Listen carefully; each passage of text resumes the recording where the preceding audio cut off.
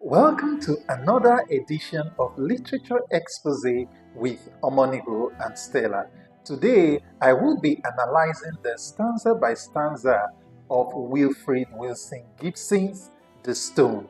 Please remember to like, share your comments, and subscribe to this channel. Now, the stanza 1 to 2 of the poem begins with the request and the tragedy of the poet's persona. It opens with a description of the stone, setting the tone for the themes of permanence and memory. The stone is depicted as a physical representation of loss, suggesting that it holds the weight of grief. And will you cut a stone for him to set above his head? The woman's lingering request is seen in the repetition of a stone for him, which emphasizes her focus and the gravity of her grief. In stanza 2, the speaker reflects on the act of remembering.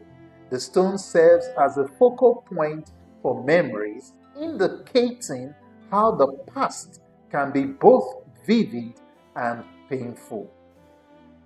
She recounts the tragic accident 3 days before a splintered rock had struck her lover dead. The suddenness of death is captured in the abrupt rhythm, a flash, a shock, a rumbling fall.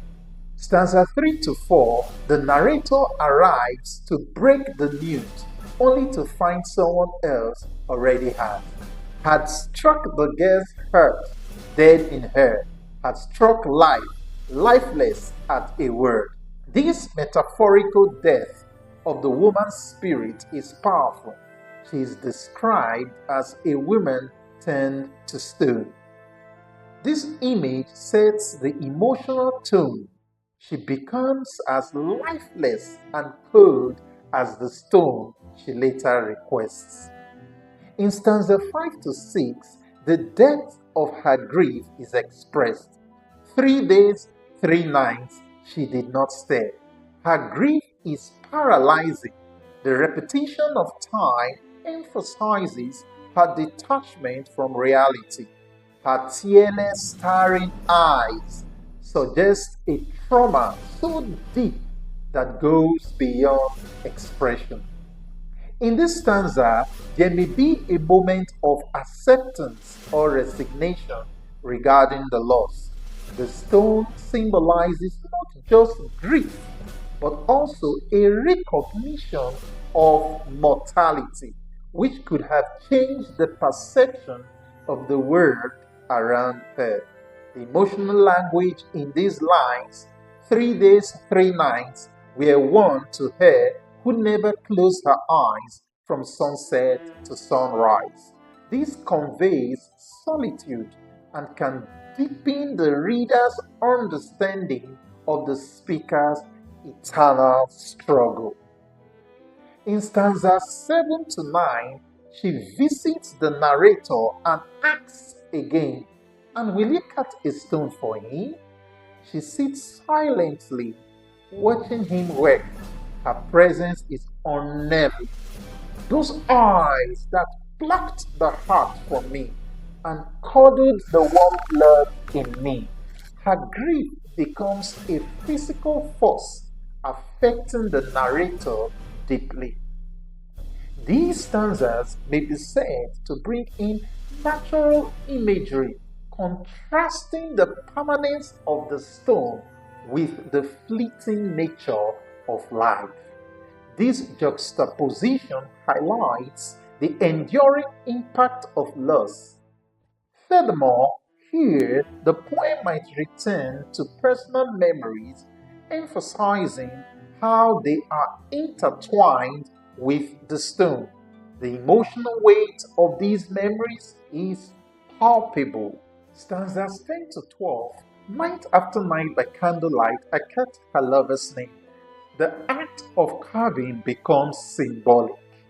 Each chisel stroke is a shared act of mourning.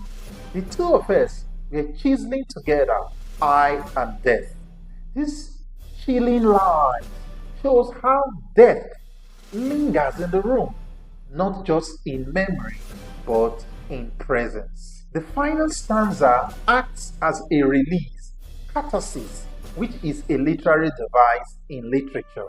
See our next videos for more explanation of some literary devices. Now back to the poem.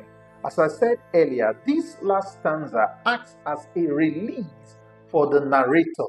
She breathed his name and with a sigh passed slowly through the open door and never crossed my threshold more. Her sigh and departure suggest a release. Perhaps the act of memorializing her lover allowed her to begin healing or to vanish into her grief entirely. The poem concludes with a reflection on the lasting impact of loss. The stone stands as a testament to love and memory, encapsulating the essence of those who have passed. For our next video, Stella would be treating some poetic devices as used in the poem.